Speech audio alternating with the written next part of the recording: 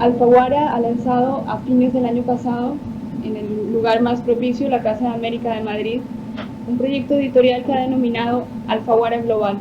Ese proyecto pretende llevar y difundir y publicar autores de ambos lados del Atlántico que tengan una distribución simultánea por todo el ámbito de la lengua. Esto soñando con una lengua que, al detectar una situación, y es que vemos que es una lengua que nos separa muchas veces, y en el ámbito editorial con más razones aún, una lengua que nos una, una lengua que nos a crear una patria común del español. En el proyecto he inscrito la publicación de los cuadernos de don Rigoberto, y también repito lo que dije anoche, es en este proyecto de una lengua común, cabe aclarar que no es lengua única, que no buscamos un único sonido de la lengua, sino que queremos, a través de un proyecto editorial de publicaciones de autores de toda América Latina y España, oír las múltiples voces en las cuales puede escuchar el castellano. Y bueno, hoy tenemos aquí una de las grandes voces de este idioma. Le cedo la palabra al maestro Carlos Llosa. Muchas gracias, Pilar. Pues yo también estoy muy contento de estar otra vez en Cartagena después de algunos años. Ha sido para mí muy impresionante tener el privilegio de, apenas desembarcado del avión, dar una vuelta por todo el barrio antiguo, guiado por un cicerone excepcional.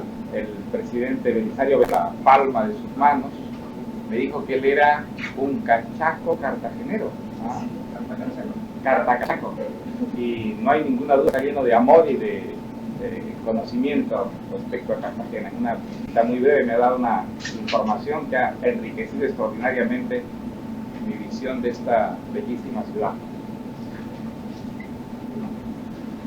Desde que salió esta novela mía, Los cuadernos de don Rigoberto, hace algunas semanas en Madrid, no hago más que hablar sobre ella, y la da, ya no sé qué decir que no haya dicho 10 o 20 veces. Tengo la impresión de ser una especie de disco rayado. Por otra parte, como seguramente ustedes saben, hay muy pocas cosas que un autor pueda añadir sobre un libro que aquello que el libro contiene.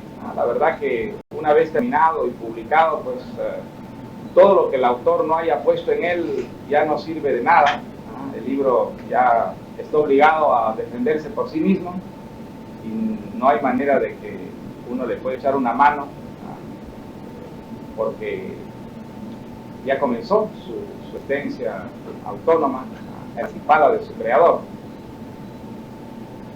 Como todas las novelas que he escrito, pues esta ha sido una aventura.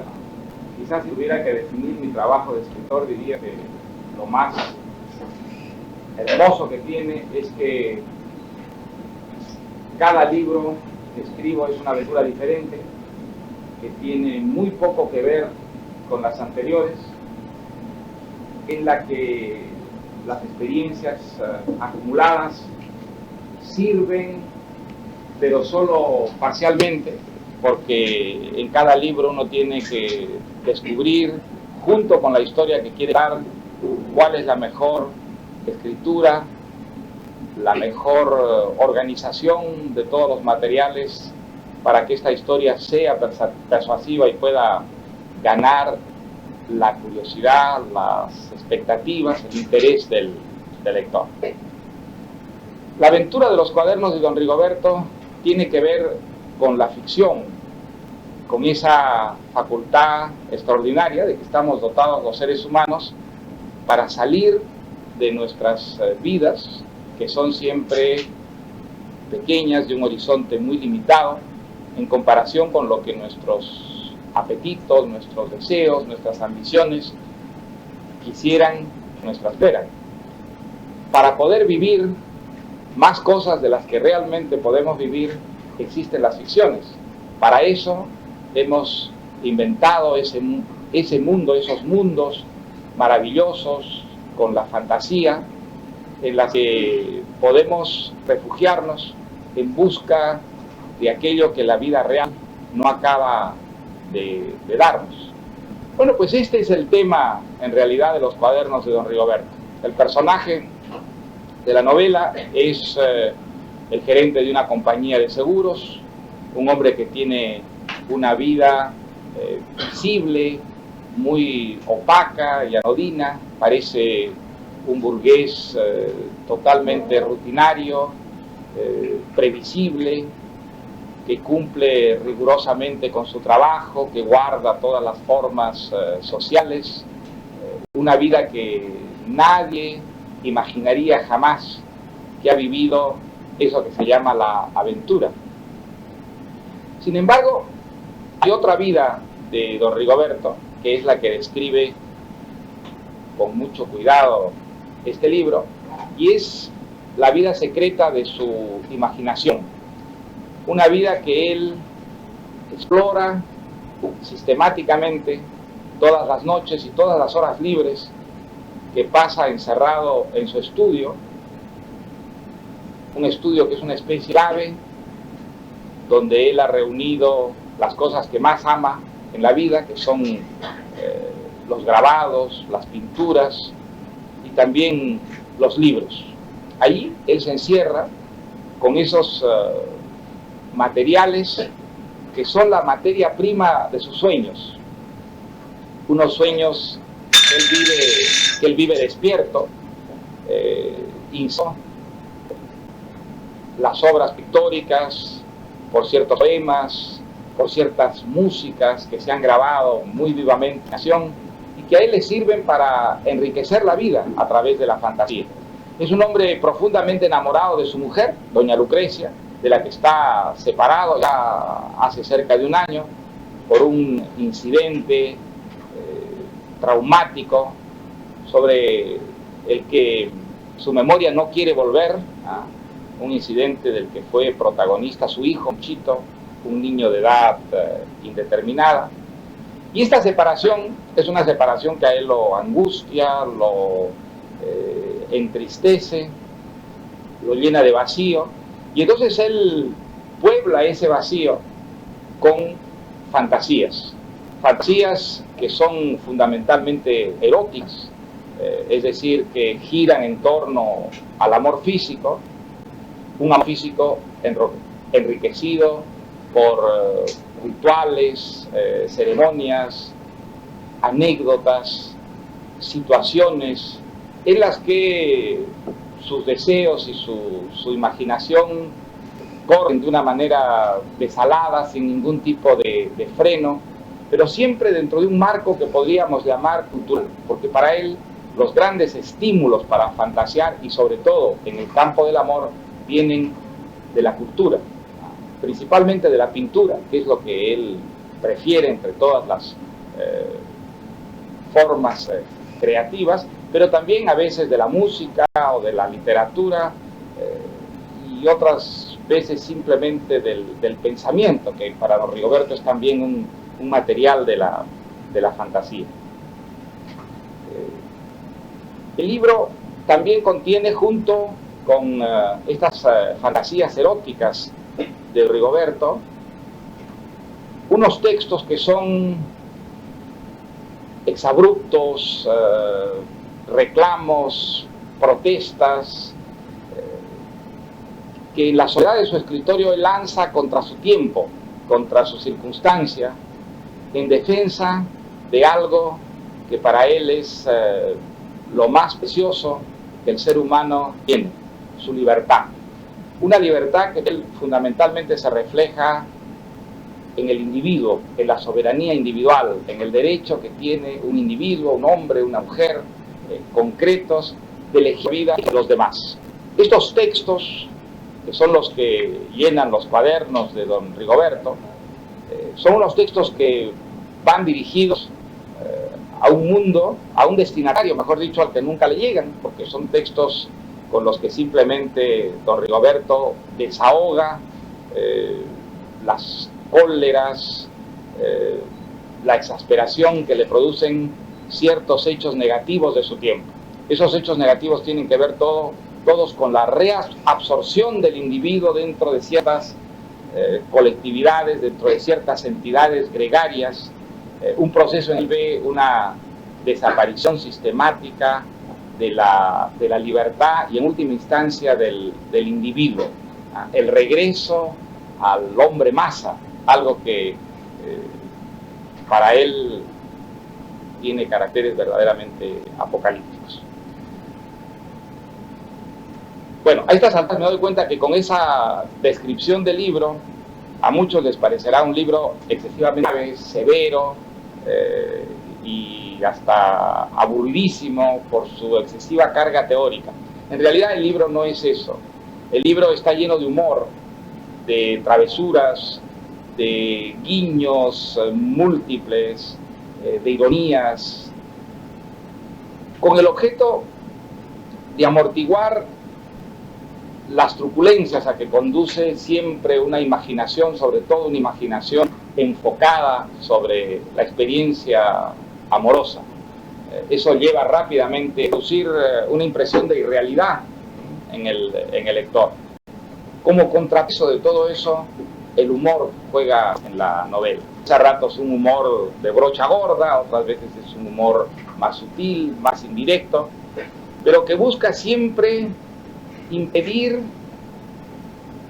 que la historia se dispare hacia la irrealidad por el camino del exceso, de la turbulencia, de la obscenidad, que está siempre amenazando muy de cerca a la imaginación erótica. Y quizá haya sido este aspecto del libro, la vena risueña que corre, lo que ha hecho que escribirlo haya sido para mí una experiencia muy divertida. Subrayo lo de divertida porque esto no me suele ocurrir. A mí me gusta mucho escribir novelas, realmente es siempre una aventura muy fascinante, muy intensa, pero no suele ser una experiencia divertida. Incluso a veces es una experiencia bastante angustiosa. Pero en este caso no lo ha sido. En este caso la verdad es que de principio a fin he escrito la novela divirtiéndome mucho con lo que ocurría, participando en ella y sin sentir tanta inseguridad como mientras escribía otras historias. Quizá me haya facilitado el trabajo en el caso de los cuadernos de don Rigoberto, la familiaridad que ya tenía con los personajes, don Rigoberto, su esposa doña Lucrecia, el hijo de don Rigoberto, Juanchito, y la mucama Justiniana, porque todos ellos son protagonistas de una novela anterior, El elogio de la madrastra, de la que los cuadernos de Rigoberto en cierta forma es una continuación. Son historias independientes, de ninguna manera es preciso conocer la una para entender mejor la otra, pero en fin, son historias que tienen una cierta continuidad por la comunidad de personajes.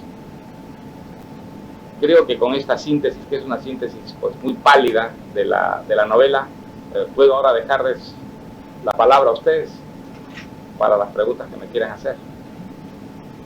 ¿Sí?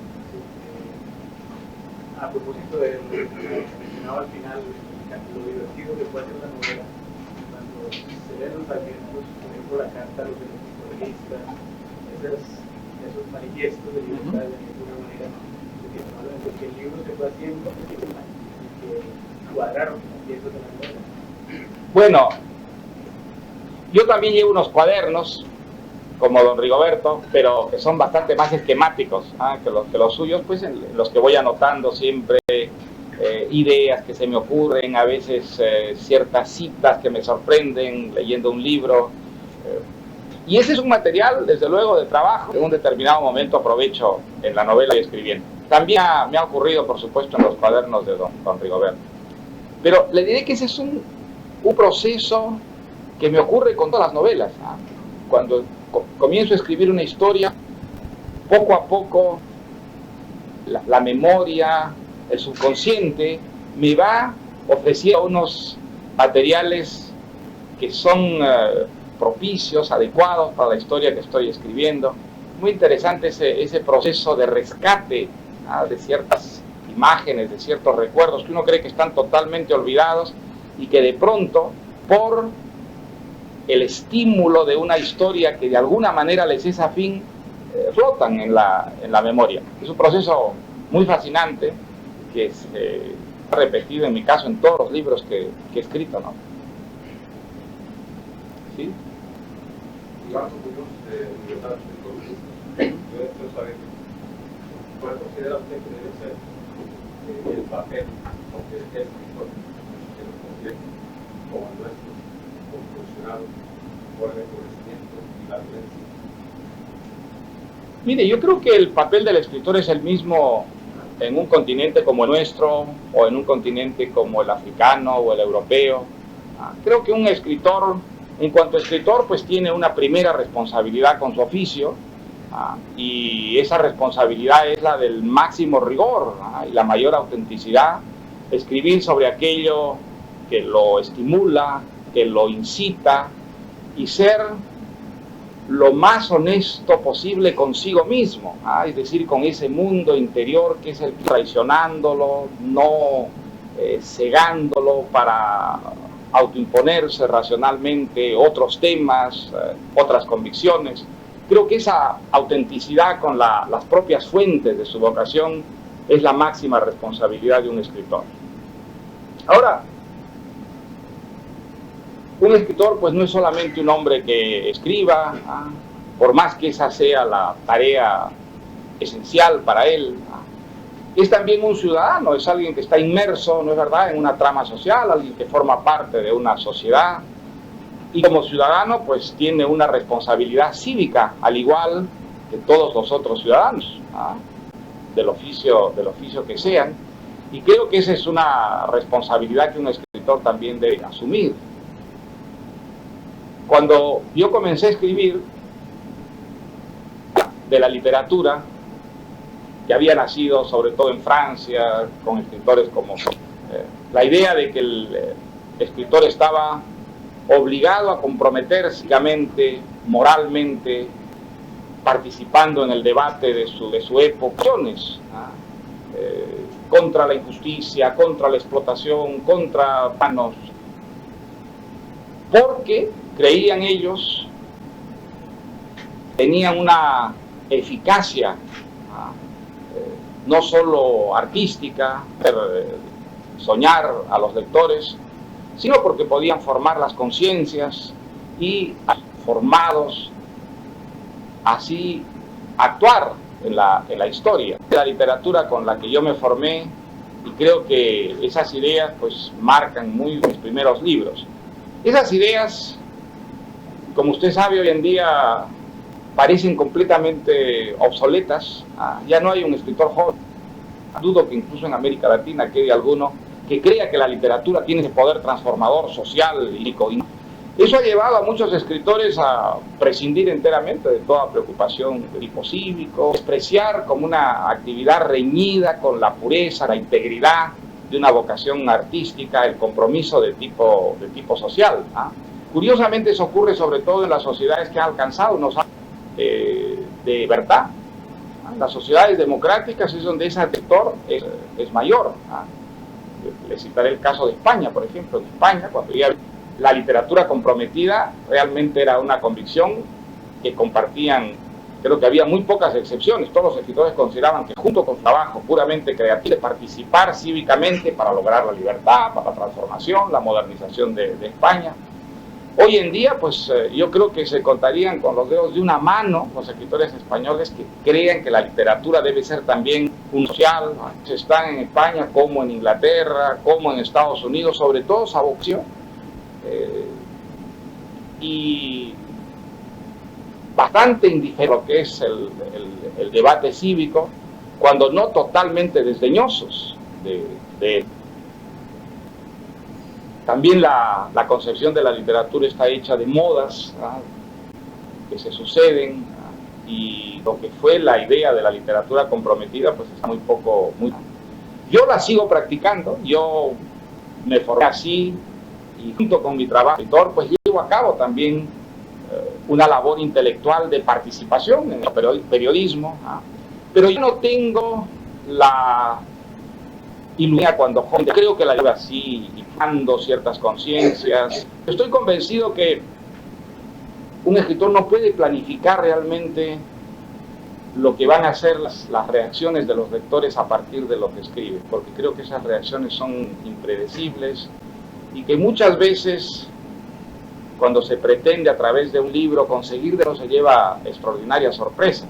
Sobre todo en nuestra época vivimos en un momento en el que la capacidad de recuperación que tiene la sociedad de las ideas, de los actos culturales, es tal, de un poema, de una película, de un cuadro, una vez que pasa a ser un objeto público.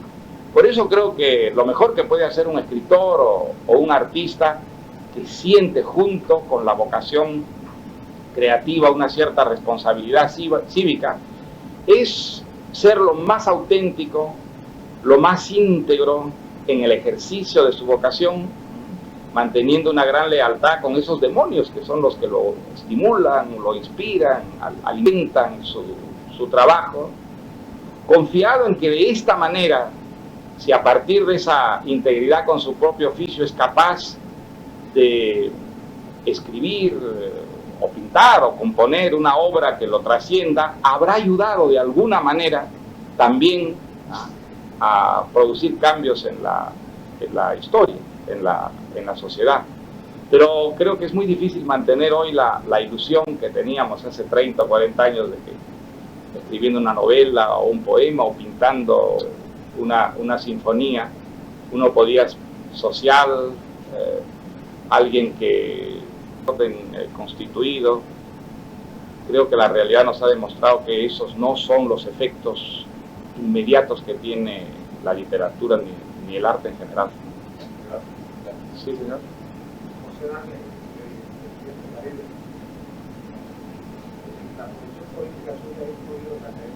¿La qué? La posición política suya ha decidido o ha influido en la academia suya para que su nombre esté siendo el más aliado y uno de los mejores no sea considerado para el honor.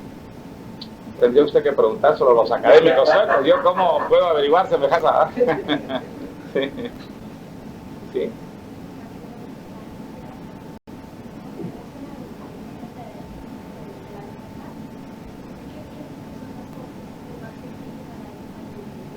Un poquito más alto podría hablar, que no le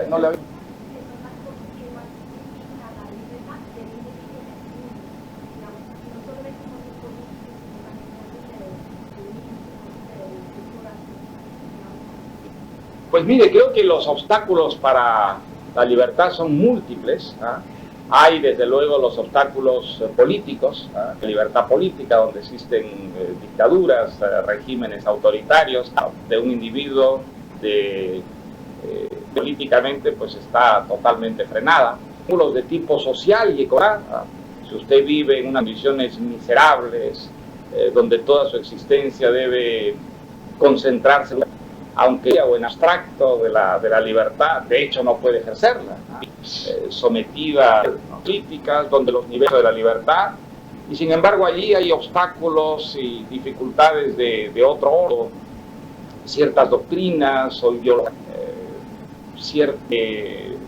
promover el ejercicio de retorno a sociedades dirigidas, donde ese tipo de enajenación muy frecuente y que además se da no solo en países subdesarrollados, sino también en los países desarrollados.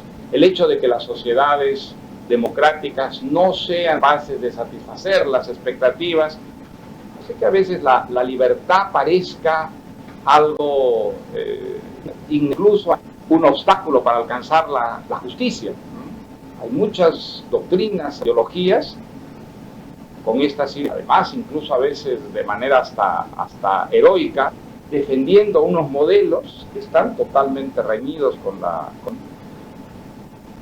En verdad la libertad pues es un proceso en el que está el individuo, tomando constantemente la decisión de ejercitar esa libertad. Esa es la única manera de vivir, sometidos a una rutina de vida tal que aunque gozan de la capacidad de elegir, no eligen nunca. Son unos seres completamente manipulados por unas fuerzas colectivas, sociales, y por ellos. Bueno, eso me trae otra vez al tema de los cuadernos de don Rigoberto. Es un tema que obsesiona, enloquece casi a don Rigoberto, de cómo alrededor suyo hay tantas gentes de esa preciosa condición de libre y poder elegir su propia vida en función de sus propias aspiraciones, de sus propios fantasmas, por negligencia, por cobardía, por pereza, por ignorancia. Es uno de los motivos de esos exabruptos que puntean toda la historia de los sueños de don Rigoberto. Maestro, en esta época de la Libertad Latina, cuando el pueblo se busca perder la identidad, su propio nuestro, se busca la literatura latinoamericana, y usted habló de la utopía, debía ser de alguna manera. ¿Cuál sería la identidad de un país como Colombia o de un país como el Perú? Hay cuántas maneras distintas de ser colombiano, casi tantas como de ser peruano. Yo he estado en Bogotá y en Jena en 2 días y he visto mundos muy distintos, unas maneritas de hablar, unas actitudes que son tan diferentes, y ambas son excepciones, nadie podría negar, ¿no es cierto?, que un cartagenero, que un cachaco, ¿no?, son llanos, ¿verdad? Pues en el Perú es exactamente lo mismo, ¿sí? ¿Cuál es la identidad peruana? La del costeño, extrovertido, musical, sensual, la del serrano, la del hombre de los Andes, introvertido, serio, grave, profundo, lacónico, la del hombre de la selva, de la Amazonía, que canta de una manera totalmente diferente, una relación sensual con el mundo. Ni siquiera de Amazonía se puede decir, esa es la identidad amazónica. Amazonía, solamente en la Amazonía peruana hay por 60 grupos que hablan de una manera distinta, que no consiguen entenderse entre ellos, que practican costumbres diferentes. O sea, ¿cuál es la identidad peruana? ¿Cuál sería la identidad peruana? Y de los 25 millones de peruanos que son muy diferentes entre sí, que tienen un común denominador, pero cuando bajamos al nivel de los individuos lo que encontramos que lo que importa y lo que prevalece son las diferencias. En realidad, la única identidad de la que se puede hablar con solvencia, de una manera concreta, es la identidad individual. Ahora, en los pueblos más atrasados, más primitivos, esa identidad individual no es obra de la libertad de elecciones, circunstancias, por unos condicionamientos sociales a los que el individuo pues no puede escapar. Usted ha nacido en una pequeña tribu de la Amazonía, como los machiguengas. Usted solo puede ser un machiguenga porque solamente formando parte de esa pequeña tribu está usted defendido contra un entorno hostil. Entonces allí lo importante es ser parte de esa tribu para poder sobrevivir. A medida que avanza la civilización en una comunidad, va surgiendo la posibilidad que un individuo se diferencie de los otros de acuerdo a sus propias inclinaciones, de acuerdo a sus gustos, que vaya eligiendo realmente lo que quiere ser, no por esos condicionamientos que han caído sobre él, sin que él pudiera elegir dónde nació, la lengua que habla, la fe que practica, sino en función de sus propias convicciones, de sus propias facultades, de sus almas, es donde realmente aparece esa cosa de ser diferente al resto de su tribu, en función realmente de sí mismo. Yo creo que esa es la identidad que tenemos que defender. No creerles a los políticos cuando nos hablan de la identidad nacional amenazada ahora por la desaparición de las fronteras.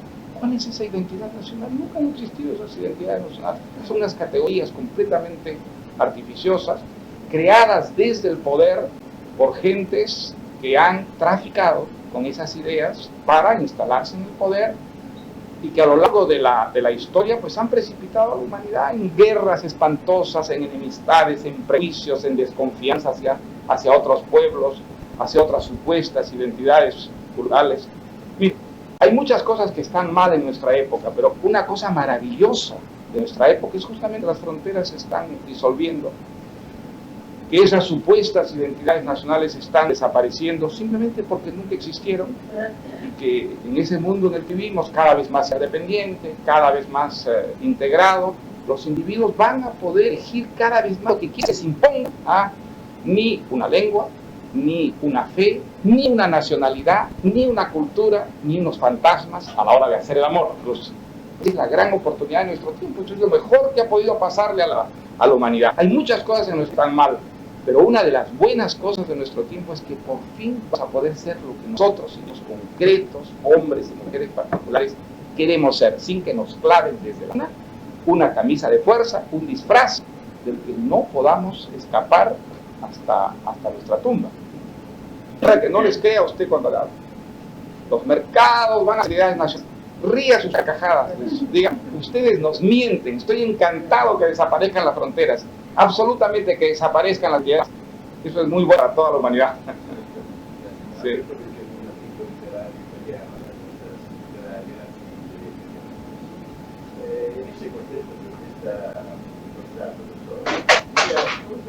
Esattamente perché è un tema che in Europa dove va in questo momento la literatura mundiale? Parece que la tendencia es a mundializarse como la economía, ¿no? Le parece que esa puede llevar a descuidar los grandes problemas existenciales o al reverso, al contrario, puede llegar a la solución del individuo a los grandes temas históricos, sociales de la época que vivimos. ¿Cuál efecto tiene todo eso sobre la escritura, el libro, la comunicación para llegar a un mundo mundial? ¿Se debe respetar la gramática, la trama, o tenemos que seguir, o se agotó la traza que no dejó el grande escritor irlandés Joyce? Mire, no tengo la menor idea sobre lo que va a ocurrir con la literatura. Creo que es un enigma, que no hay manera de predecir con argumentos pues convincentes cuál va a ser el futuro de la literatura. Usted sabe que hay un debate a ese respecto, que hay incluso sobre el futuro de la literatura. Hace algunos meses apenas provocó un gran debate en Europa una conferencia de George, que es un crítico literario gravísimo, que era de un pesimismo atroz sobre el futuro de la literatura, y sostenía que la literatura ya estaba en un proceso de literatura no de competencia de los audiovisuales, ¿no? Él llegaba a decir en ese texto cosas tan increíbles como que en nuestra época la verdadera poesía no la hacen los poetas, sino los jingles de la publicidad, ¿no? Desde luego yo no comparto ese pesimismo, pero hay gente que está realmente convencida de que la literatura va a ir cada vez más marginalizándose, convirtiéndose en una de catacumbas, porque la cultura del futuro va a estar fundamentalmente centrada sobre los medios audiovisuales. Yo creo que no es fatídico que sea así. Creo que siempre cabe la posibilidad de elección, que va a depender mucho del tipo de educación que nosotros decidamos tener, que fomente o no fomente la lectura y la cultura del libro. Si esa opción no se toma, desde luego, las posibilidades de que el libro pues vaya perdiendo lectores es inevitable, ¿no? En todo caso, creo que será un proceso, si ocurre, de largo plazo, no inmediato, y que nosotros no lo veremos. Ahora, sí creo que esta situación actual de la información, del prodigioso de los medios audiovisuales, a la literatura contemporánea le ha restado una cierta ambición. Los escritores contemporáneos, incluso los más grandes, no tienen la misma ambición que los autores clásicos, no creen que deban competir código civil, por ejemplo, como decía, o emprender obras como las de un Tolstoy, por ejemplo, o las de un Dickens o un Melville, esos grandes creadores del siglo XIX, pues que parecían querer competir realmente con la realidad igual a igual, así construir unos mundos tan complejos, tan diversos, e incluso tan numerosos como el mundo real, ¿no? Eso, escritor contemporáneo, siente que grandes escritores, digamos, cuentan mucho más a Italia, por ejemplo. A ver, vamos a ver un gran escritor italiano, un gran escritor, tal vez es el mejor escritor de novelas. Las obras de Tabucchi son exactamente eso, no son unas breves joyas, realmente, pero de formato, la visión del mundo es una visión muy concentrada, mucho más intensa que extensa. Y creo que ese fenómeno se da hoy día, por lo menos en todas las lenguas occidentales. Hay como una cierta timidez en el escritor contemporáneo, tal vez porque no se siente en condiciones realmente de competir o de llegar a la sociedad con esas creaciones largas, ambiciosas, que muchos años de trabajo. Ese espíritu se ha perdido.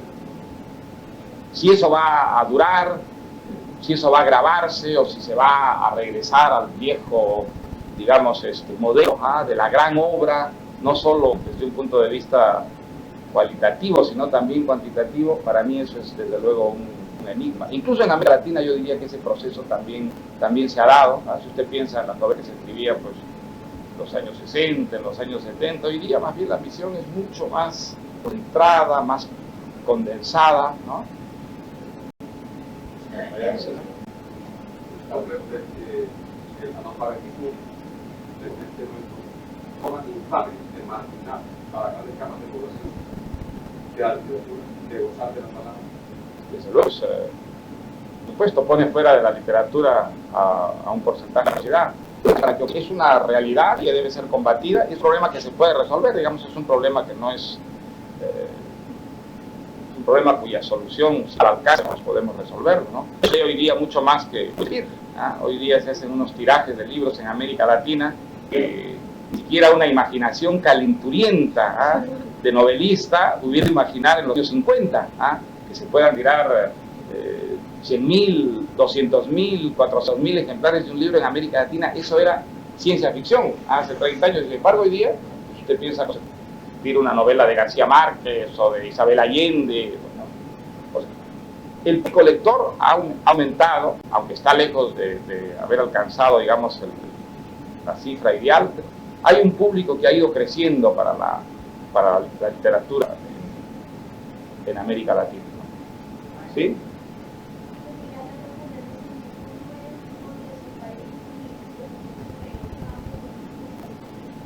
Los cambios políticos, ¿cuáles son esos cambios políticos? De buenas noticias. ¿Ah?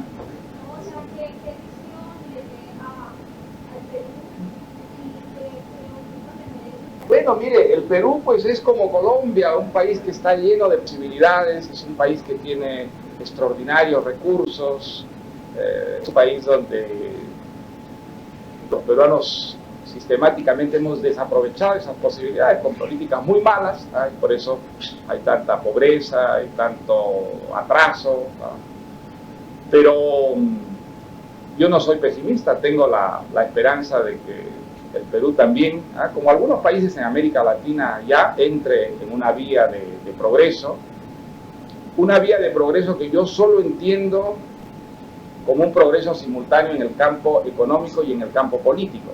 Creo que el progreso significa para una sociedad que haya cada vez más democracia, que cada vez la libertad de los ciudadanos aumente, las instituciones sean cada vez más representativas, los gobiernos reflejen cada vez más la voluntad de los electores, y en el campo económico haya cada vez más oportunidades para que todos puedan alcanzar unos niveles de vida decentes y realizar sus propias aspiraciones. Desde luego la realidad actual está muy lejos de haber alcanzado esos mínimos de civilización, pero creo que en nuestro tiempo, pues, como decía antes, hay por lo menos esa cosa buena de saber que los cambios que se han operado hoy día facilitan extraordinariamente que un país, cualquier país, aún el más pobre de la tierra, si hace las cosas bien hechas, si adopta las políticas adecuadas, y aprovecha las oportunidades que el mundo contemporáneo ofrece, puede entrar rápidamente en un proceso de desarrollo. Eso lo estamos viendo a nuestro alrededor. Hay países que hace 30 años eran países pobres, miserables, y que hoy día ya no lo son. Son países que muestran un dinamismo realmente notable, ¿no? En América Latina hay hoy día un caso, que es el caso de Chile, que es un caso realmente notable, a un ritmo de desarrollo muy sólido. Y que no solamente es un desarrollo económico, es un desarrollo que además va paralelo con un consenso respecto a la democracia, por ejemplo, básico, que está dándole una estabilidad, una seguridad, y que si sí puedes sacar a Chile de su desarrollo, pues en el plazo de una generación. Eso está al alcance de cualquier país latinoamericano, desde luego, y sin ninguna duda del Perú, y por supuesto mi más grande deseo, porque el Perú sea también un país cada vez más democrático, cada vez un país menos subdesarrollado económicamente. Hablamos al comienzo, me dio pensando en sí, hablamos al comienzo de la libertad que logra una novela, luego de que está emancipado, ya después de que la ha producido sobre. ¿Alguna vez te ha sucedido, después de publicar, después de verla ya en el mercado, haber tenido una sensación de haberla ido, haber hecho un poco diferente? La pregunta tal vez sea, yo ahora yo se comenzaba de nuevo a escribir, ¿tú harías un poco diferente? Mire, si yo releyera las novelas que he escrito, estoy seguro que querría escribirlas de otra manera una vez publicadas. Los rechazo, no lo renuncio a lo que publicó, anda cambiando, y en un momento dado pues se crean unas distancias con lo que escribió, ¿no? Además, esa necesidad de corregir, creo que es implícita a la vocación literaria. Cuando uno escribe, sabe que el texto siempre puede ser mejor. Uno publica no porque piense que ha alcanzado la perfección, uno publica porque no puede más, porque está harto, porque está saturado, escribe, ¿no es verdad? Y entonces ya se libra de ese texto, pero ese texto hubiera podido ser perfeccionado todavía más. En eso yo soy flaubertiano. Yo admiro mucho a Flaubert, es un autor que a mí me ayudó enormemente cuando yo empezaba a escribir. Yo leí la correspondencia de Flaubert y quizá esa ha sido la mejor enseñanza que he tenido para mi trabajo de escritor. Flaubert no tenía ninguna facilidad, tenía una enorme dificultad para escribir, y las primeras cosas que escribió fueron muy malas, fueron de una gran mediocridad, reflejaban sobre todo pues, ciertas modas. Él tenía una tendencia a la verbosidad, al exceso retórico, y sin embargo no desistió. Él perseveró, y a base de una disciplina y una terquedad casi demoníaca consiguió hacer brotar el genio.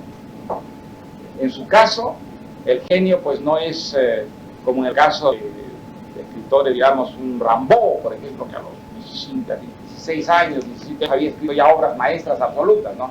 No, eso nos intimida, nos asusta, eso parece que realmente el genio artístico fue innato. En el caso de Flaubert, nosotros al genio lo vemos estructurarse, un esfuerzo, hay una convicción, de una paciencia. Entonces es un genio muy humano y parece estar al alcance de cualquiera que siga ese ejemplo, ¿no? Bueno, Flaubert tenía la obsesión de la perfección. Él corregía y rehacía y corregía. Bueno, yo creo que todo escritor ha sentido siempre que hay una perfección a la que es posible llegar, pero que en un momento dado simplemente tiene que renunciar a esa visión porque está agotado, saturado. Bueno, a mí me pasa eso con todo lo que he escrito, ¿no? Creo que si tuviera que escribirlo nuevo, seguramente lo escribiría distinto, pero probablemente eso es lo que dirían todos los escritores de sus obras, ¿no? ¿Perdón? Sí. ¿Hay alguna influencia de los demonios Marxia en las dos obras que en esta puntual? Pienso que sí es correcto que el escritor explique y oriente al lector.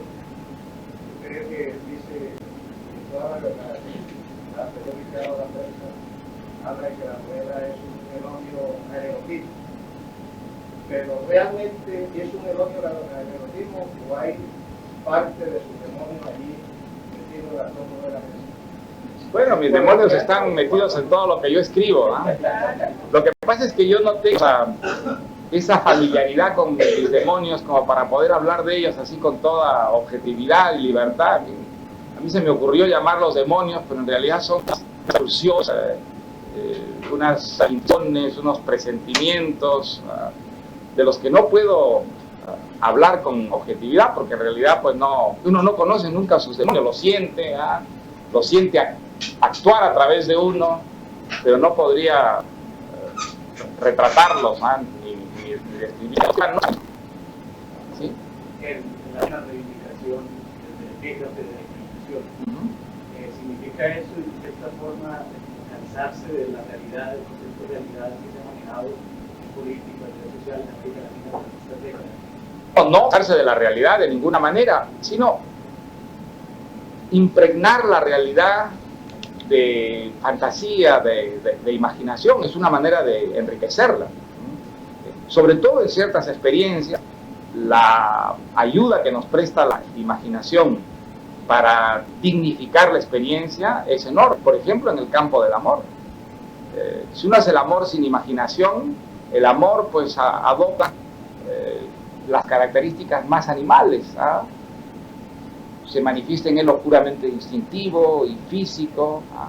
En cambio, el amor ayudado por la imaginación se vuelve una fiesta en la que no solo participan los instintos, participa también la sensibilidad, participan los sentimientos, muchas cosas. Se vuelve un espectáculo, se vuelve una escenografía, se vuelve un vehículo para incorporar la cultura a nuestra experiencia concreta. Allí, en esa experiencia amorosa, si la asumimos de ese modo, descubrimos qué útil, qué valiosa en términos muy prácticos y concretos puede ser la cultura, como los cuadros que hemos visto y nos han emocionado, o ciertos poemas que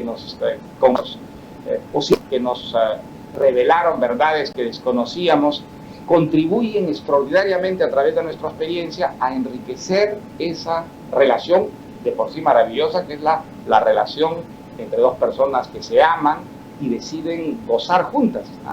Bueno, eso es lo que ocurre en el libro.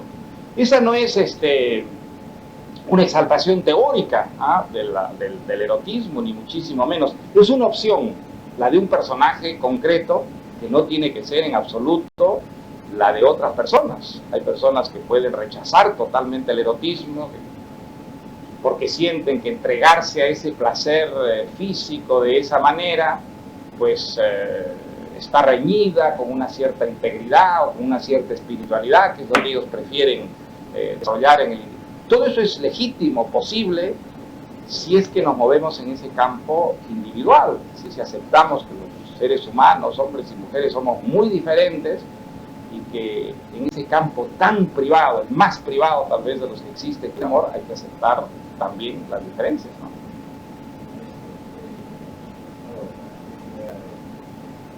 La llave del humor tiene un sentido crítico hacia los modernos, por ejemplo, ya erotismo, tiene un sentido de juego, Bueno, tiene todo, las fantasías eróticas que se viven muchas veces como juegos, ¿no es verdad? Pero también sirve de amortiguador. La fantasía erótica nos lleva muy rápidamente al exceso, nos lleva muy rápidamente a las orillas de un abismo, donde empiezan a aparecer toda clase de monstruos. El amor es un mundo de instintos en libertad que de alguna manera nos acercan a la violencia o a distintos tipos de violencia. Hay esa connotación, ¿no es verdad?, en el amor, que aparece sobre todo en algunos libertinos. Entonces, en mi novela el humor es un contrapeso a esos excesos. Y es también una defensa contra la obscenidad y el mal. Esa también es una tentación muy frecuente en materia amorosa, la de la vulgaridad, la de la obscenidad. Entonces, el humor está allí contrarrestando, frenando todos esos excesos, manteniendo una cuota mínima de buen gusto, incluso en las escenas más audaces, ¿no? Como Ariosto, sí. Muy bien. Bueno, la última entonces, a ver, el señor que me ha preguntado todavía, ¿sí? Gracias, me alegro mucho.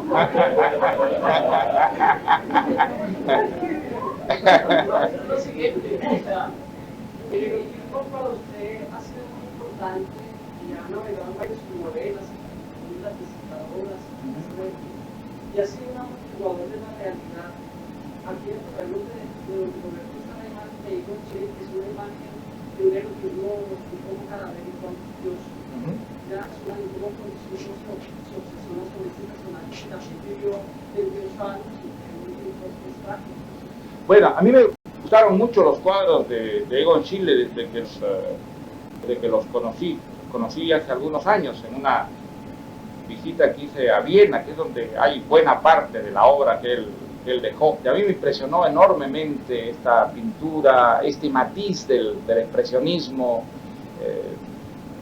tan distorsionado, tan audaz, es verdad que un poco angustioso y casi enteramente centrado sobre la experiencia amorosa, ¿no?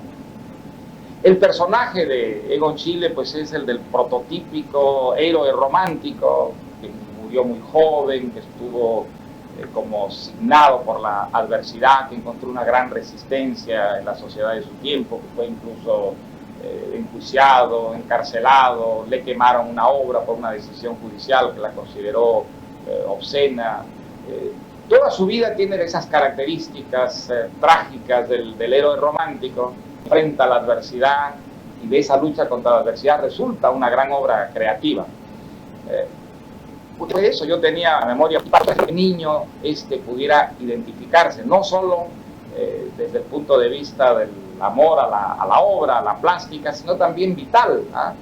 Yo creo que se prestaba enormemente a ser ese mentor y ese modelo del niño de la novela, ¿no?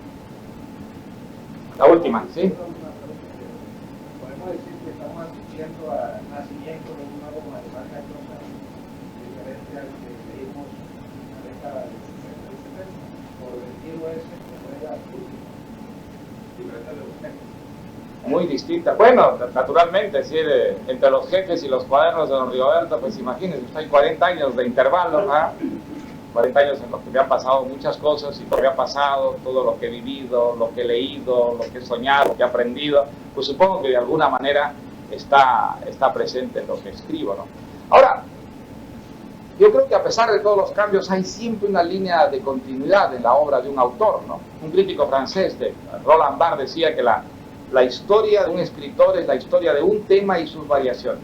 Todos los escritores tienen un tema que con distintos disfraces, con distintos personajes, en realidad se va reproduciendo una y otra vez a lo largo de toda la obra de ese escritor. Yo no alcanzo a ver, porque no creo que tengo la perspectiva